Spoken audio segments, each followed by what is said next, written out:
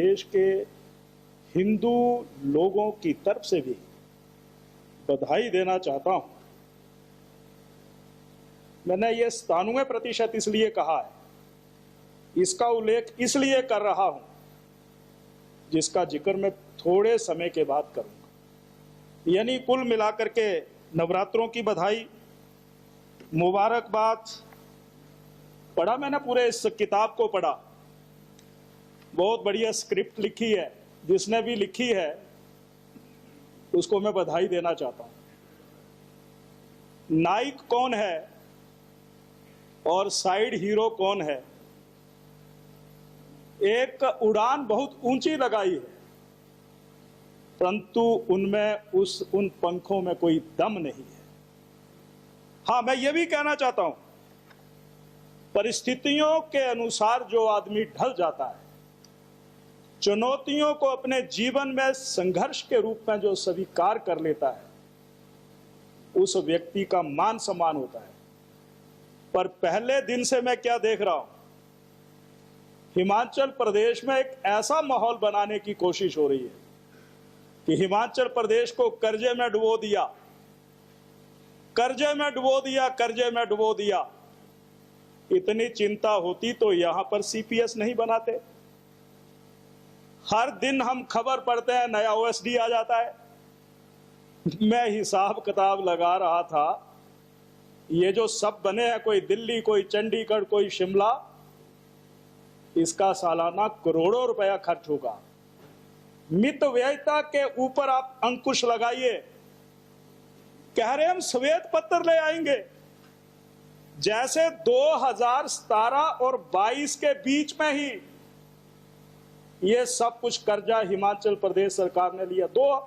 1993 की बात करूं, 1998 की बात करूं, 2002 की बात करूं, 2007 की बात करूं, 2012 की बात करूं, क्या 2017 में श्री जयराम ठाकुर जी को चांदी की तस्तरी में उस समय की सरकार ने कोई चिट्ठी दी थी कि कर्ज मुक्त हो गया हिमाचल प्रदेश? थी कोई चिट्ठी? 48,000 करोड़ रुपए का कर्जा छोड़ करके गए और श्वेत पत्र के नाम पर सनसनी पैदा करने की कोशिश हो रही है। और उस सनसनी को उस समय निवर्तमान सरकार को के मरने का काम हो रहा है। मैं ये यहां पर कहना चाहता हूं, और मुख्यमंत्री जी ने सदन से अपील की है कि हिमाचल प्रदेश के संसाधनों को जीवित उठाने के लिए हमारा सहयोग करें। माननीय अध्यक्ष महोदय, हमारा सहयोग पूरा है, परंतु मित्रों के लिए अगर कोई आदमी सरकार और प्रदेश के लोगों की भावनाओं के साथ कोई खिलवाड़ करेगा तो फिर ये लोग स्वीकार नहीं करेंगे। यानी पाठ किसी को पढ़ाना, उपदेश किसी को देना और उसके ऊपर आचरण नहीं करना, यह हमारे स्वभाव में नहीं है। यहां के भी 25 लोग जीत करके आए हैं, नेता प्रतिपक्ष बैठे हैं, सकारात्मक सुझाव लेंगे तो हिमाचल प्रदेश को और आगे ले जाने के लिए हमारे सुझाव होंगे। परंतु उपदेश देने का काम करेंगे तो ये जो विपक्ष बैठा है, ये कोई निर्जीव नहीं है, ये प्रदेश के लोगों की लड़ाई लड़ने की हिम्मत रखता है और ज्यादा नहीं, 0.9% से जीत करके आए हैं। इसलिए हम प्रदेश में अपनी आवाज बुलंद करते रहेंगे। माननीय अध्यक्ष महोदय कह रहे हैं कि 48,000 करोड़ रुपए का, और मैं पढ़ रहा था, कर्मचारियों को जो महंगाई भत्ता देना है, कर्मचारियों को जो डीए देना है, उसको भी इसी लोन में जोड़ दिया गया है। बड़े चतुराई से काम कर रहे हैं। यह स्क्रिप्ट कौन लिख रहा है? यह कहानी कौन लिख रहा है? जो ये स्क्रिप्ट लिख रहा है, जो ये कहानी लिख रहा है, अंत में वो जिम्मेवार नहीं होंगे। जिम्मेवार आप होंगे, जवाबदेही आपकी होगी। ये मैं यहां पर माननीय अध्यक्ष महोदय, यहां पर आपके माध्यम से सारी बात रखना चाहता हूं। यहां पर कह रहे हैं कि व्यवस्था परिवर्तन, यहां पर मुख्यमंत्री जी है नहीं। मुझे एक बात समझाइए कि व्यवस्था परिवर्तन क्या होता है। 1977 में से पहले आपातकाल हिंदुस्तान में लगा था, एक जेपी मूवमेंट शुरू हुआ था, उन्होंने समग्र क्रांति की बात की थी। उन्होंने कहा था कि जो नेता है वो जनता के प्रति जवाबदेही हो, नेता की छवि जो है, जो बोलता है वो करने वालों में हो। और उन्होंने कहा था कि शिक्षा सभी को मिले, स्वास्थ्य सुविधाएं सभी को मिले, परंतु ये काम बहुत कठिन है। ये आवाज ये हमारे लिए रखते हैं, ये बातें हमारे लिए रखते हैं। व्यवस्था परिवर्तन अगर करना है तो शुरुआत वहां से करनी पड़ेगी। और मैंने तो ये भी देखा है कि एक एमएलए चल रहा है तो पायलट की डिमांड कर रहा है। अगर पायलट की डिमांड कर रहे हो तो व्यवस्था परिवर्तन कहां हो रहा है? यह व्यवस्था परिवर्तन नहीं है। शुरुआत यहां से करिए, यह शुरुआत आपकी तरफ से होनी चाहिए। अगर किसी पुलिस वाले की गाड़ी ने पास नहीं दिया तो ऐसे पुलिस कर्मियों को लाइन हाजिर कर दिया। ये सत्ता का गरूर ही तो है, और क्या है। ये उतरने वाला है, वैसे उतर जाएगा। लोग इंतजार कर रहे हैं, इसलिए इनका जो ये व्यवस्था परिवर्तन है, मैं ये कहना चाहता हूं, ये बोलते कुछ और है, करते कुछ और हैं, उत्तर इनके पास है नहीं।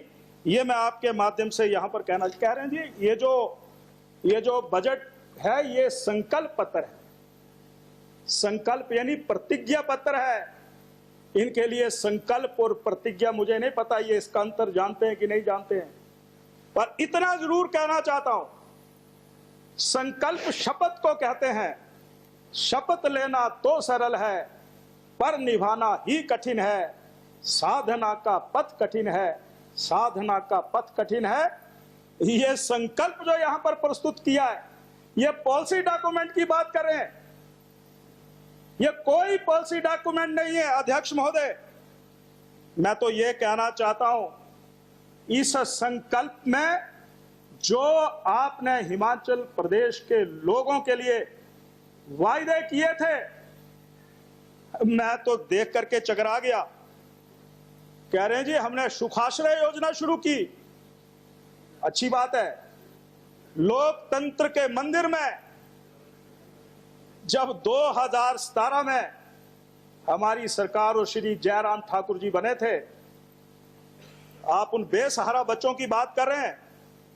ये लोकतंत्र के मंदिर सचिवालय में गए थे और मैं भी उस बैठक में शामिल हुआ था। उन्होंने कहा था 80 साल के बुजुर्गों की आय मैं 70 साल करता हूं और उनके पेंशन बढ़ाने की घोषणा करता हूं। यह माननीय श्री जयराम ठाकुर जी ने उस समय कहा था। दूसरा में एक बेसहारा पशुओं की बात, इन्होंने हिमाचल प्रदेश में जो सड़कों पर बेसहारा, आप उसको दूर करें, आप उसके लिए योजना बनाएं। बजट में कोई प्रावधान नहीं किया गया है। हिमाचल प्रदेश में मैं ये कह सकता हूं कि हिमाचल प्रदेश में अगर बेसहारा, आवारा नहीं कहूंगा, वो आवारा हमारे जैसे लोगों ने रात के अंधेरे में छोड़े हैं, पर उसको आश्रय देने का काम अगर किसी ने किया है तो वो भारतीय जनता पार्टी और श्री जयराम ठाकुर जी की सरकार ने किया है। बेजुबान पशु किसने चिंता की? बेसहारा बेजुबान पशु, कोई गौ माता को मां मानता है, उसको अगर सहारा आश्रय देने का काम किया तो आप अपने बजट में उन सारी बातों का उल्लेख करते। मैंने अध्यक्ष महोदय यहां पर एक बात और पढ़ी कि हिमाचल प्रदेश 1971 अस्तित्व में आया। हम उस समय की प्रधानमंत्री जी का धन्यवाद प्रकट करना चाहते हैं, डॉक्टर वाई.एस. परमार जी का आभार प्रकट करना चाहते हैं, पर बीच में जितने मुख्यमंत्री आए उसका किसी का जिक्र नहीं किया। कोई पानी देने वाला मुख्यमंत्री था, कोई सड़क बनाने वाला मुख्यमंत्री था, और हिमाचल प्रदेश 2017 और 22 के बीच में पहाड़ी राज्यों को अगर दिशा देने वाला कोई राज्य श्री जयराम ठाकुर जी की अध्यक्षता में मुख्यमंत्री के उस शासन में था। तो वो हिमाचल प्रदेश था। यह बात भी मैं आपके माध्यम से यहां पर रखना चाहता हूं। एक मॉडल स्टेट बन गया, स्वावलंबी आत्मनिर्भर प्रदेश हिमाचल प्रदेश बन गया। और आप दिवंगतों की प्रशंसा कर रहे हैं। जब जिंदगी अंतिम चरण पर पहुंच गई थी, प्रधानमंत्री श्री नरेंद्र मोदी जी का भी तो आभार प्रकट कर दो। जान है तो जहान है। उस समय अगर कोविड और कोविड करके जो इंजेक्शन लगाए गए, जहां हिमाचल प्रदेश ने उत्कृष्ट काम किया, वहीं पर श्री नरेंद्र मोदी जी ने सर्वे भवन्तु के नाम से इस देश में देश के लोगों की चिंता की।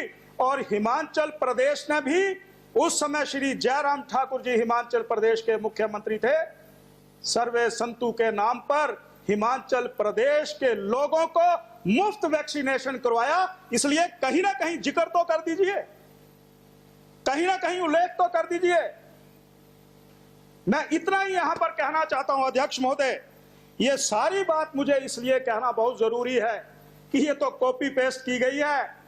5 साल का जो बजट था हिमाचल प्रदेश की खुशहाली के लिए, उसी को उठाया, आंकड़ों का मायाजाल बिछाया। और मैं तो ये भी कहना चाहता हूं कि भारत सरकार ने जो बजट प्रस्तुत किया है, उसी की एक कॉपी प्रिंट यहां पर इस बजट में झलक रही है। यह भी आपके माध्यम से मैं यहां पर बात करना चाहता हूं। माननीय अध्यक्ष महोदय, ओपीएस की बहुत बड़ी बड़ी बातें हो रही है। दो आप ओपीएस दो, किसने मना किया? हमने तो नहीं मना किया। करिए सभी की चिंता। आपने तो कहा था कि हम ओपीएस देंगे। आजकल कह रहे हैं ना, भारत सरकार को एक चिट्ठी लिखी है, कह रहे हैं कि हिमाचल प्रदेश का 8,000 करोड़ रुपए का लगभग हमारा शेयर बनता है। 2003 में प्लानिंग कमीशन के साथ किसने हस्ताक्षर किए थे? हिमाचल प्रदेश के कर्मचारियों के हितों को वहां पर किसने कलमबद्ध किया था? हमने तो नहीं किया था, आपकी सरकार थी। पर मेरी शंका एक और है। आप चिट्ठियां लिखते रहो, परंतु अगर वैसे तो वो पैसा, मैं ये कहना चाहता हूं, पेंशन निधि विकास प्राधिकरण में है, मार्केट में लगा हुआ पैसा है। और हमारा यह भी शंका है कि वो पैसा यहां पर आ जाता है तो उस पैसे का दुरुपयोग ना हो। वो कर्मचारियों का पैसा है, कर्मचारियों के हित में लगना चाहिए। और मैं तो ये भी कहना चाहता हूं कि जब हमारी सरकार थी तो उस दिशा में भी, ओपीएस की दिशा में भी 2017 से लेकर के 2022 के बीच में कर्मचारियों के लिए अनगिनत लाभप्रद योजनाएं दी थी। और ओपीएस के बारे में भी आश्वासन दिया था कि आने वाले दिनों में उस पर रास्ता निकालेंगे। बधाई हो आपको। हर कैबिनेट की मीटिंग में कहते हैं कि अप्रैल में इसके लिए डिटेल्स बनाई जाएंगी। पता नहीं कौन सा अप्रैल है, ये इस साल का अप्रैल है या अगले साल का अप्रैल है। ये सारी बात मैं यहां पर आपके माध्यम से यहां पर रखना चाहता हूं। यहां पर कहा जा रहा है कि अच्छी परंपराएं डाली जानी चाहिए। गुड गवर्नमेंट होनी चाहिए। टांडा मेडिकल कॉलेज, माननीय अध्यक्ष महोदय, टांडा मेडिकल कॉलेज 1996-97 में शुरू हुआ और उस पर 50 लाख रुपया दिया था। वो टांडा मेडिकल कॉलेज बंद नहीं हुआ। अभी कुछ दिन पहले ओपीडी ब्लॉक का टांडा यहां शिमला में उद्घाटन हुआ।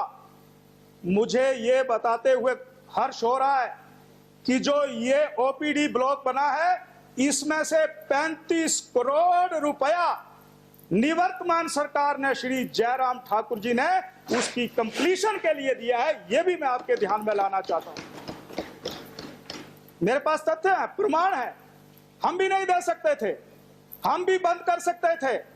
ये जितने मेडिकल कॉलेजेस हैं, चंबा का मेडिकल कॉलेज है, हमीरपुर का मेडिकल कॉलेज है, नाहन का मेडिकल कॉलेज है, किसी पर काम नहीं हुआ था। डॉक्टर साहब, इसका श्रेय भी अगर जाता है, हम काम शुरू नहीं कर सकते थे, परंतु राजनीति की दीवारों से ऊपर उठ करके, क्योंकि किसी ने ठीक कहा है, लोगों की पार्टियां हो सकती हैं, पर पार्टियों की सरकारें नहीं होती।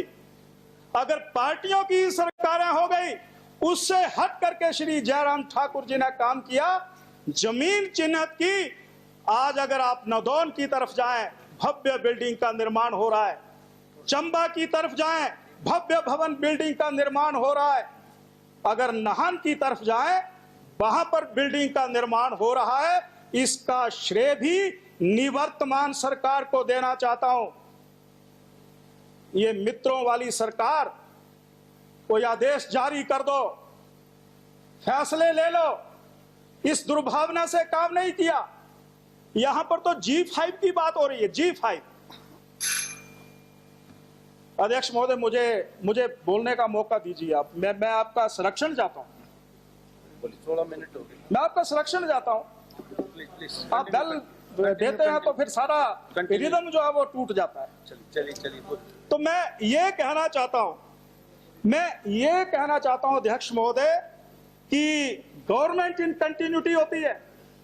मैं देख रहा था जब हमारी सरकार थी 1000 डॉक्टर रखे गए, 1000 एलोपैथिक डॉक्टर, 400 यहां पर आयुर्वेदा डॉक्टर रखे गए, यहां पर फार्मासिस्ट रखे गए, स्टाफ नर्सिस रखी गई, CHO रखे गए, डेंटल डॉक्टर रखे गए, डेंटल हाइजीनिस्ट रखे गए।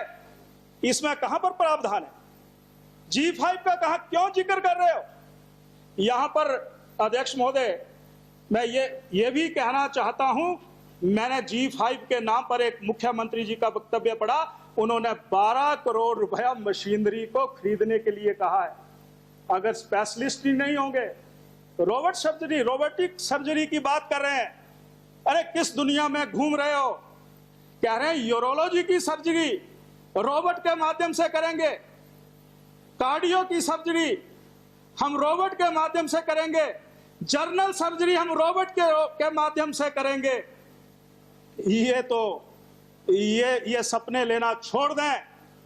ये सपने, क्या आपके पास बर्न यूनिट्स हैं? आपको तो जो भारत सरकार ने उस समय श्री नरेंद्र मोदी जी ने और जगत प्रकाश नड्डा जी ने और श्री जयराम ठाकुर जी ने हिमाचल प्रदेश के स्वास्थ्य संस्थानों को मजबूत करने के लिए दिशा दी है, अगर उसी का अनुसरण कर लें तो यहां के मरीजों को कैंसर का उपचार करने के लिए चंडीगढ़ और दिल्ली ना जाना पड़े। आपने योजना शुरू की कि हिमाचल प्रदेश के लोगों के लिए मैं एक योजना समर्पित करता हूं। वो क्या थी? भारत सरकार ने आयुष्मान योजना, देश के 50 करोड़ लोगों को और 10 करोड़ परिवारों को, इसमें 21 लाख लोग कवर होते हैं। आपने कहा कि योजना बनाओ। हमने हिमाचल प्रदेश में हिमकेयर योजना बनाई, 5.5 लाख कवर होते हैं। वहां पर किडनी का उपचार होता है, वहां पर कॉकलियर इम्प्लांट बच्चों के कानों में डाले जाते हैं, वहां पर स्पाइन का इलाज होता है, 1800 बीमारियों का इलाज होता है। मैं माननीय मंत्री जी से निवेदन करना चाहता हूं, हमारी सरकार ने तो एम्स के साथ समझौता किया था।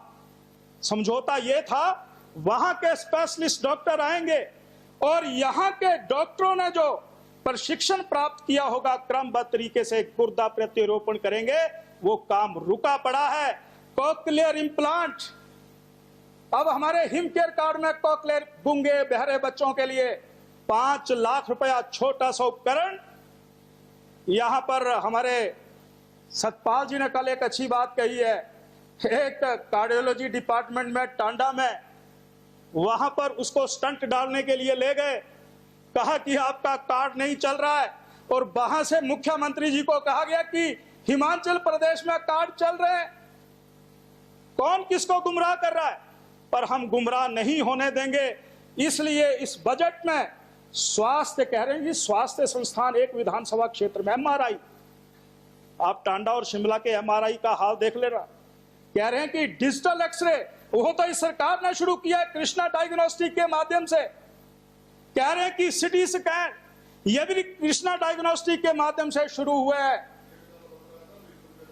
मैं एक बात कहना, आप कह रहे हैं कि हम MRI करवाएंगे, कितने रेडियोलॉजिस्ट हैं? प्लीज माननीय मंत्री जी, आप यहीं आपके हिमाचल प्रदेश में जितने सब डिवीजन अस्पताल हैं डोंट टेक नोट सब खाली पड़े हुए हैं। हमसे जुड़े रहने के लिए हमारे YouTube चैनल को सब्सक्राइब करें और नई वीडियो की नोटिफिकेशन के लिए बेल आइकॉन को दबाएं। अगर आप ये वीडियो Facebook पर देख रहे हैं तो लाइक जरूर करें और ज्यादा से ज्यादा शेयर करें। इसी तरह के और भी अपडेट्स के लिए फॉलो करें हमारा Instagram पेज himachal.keshri।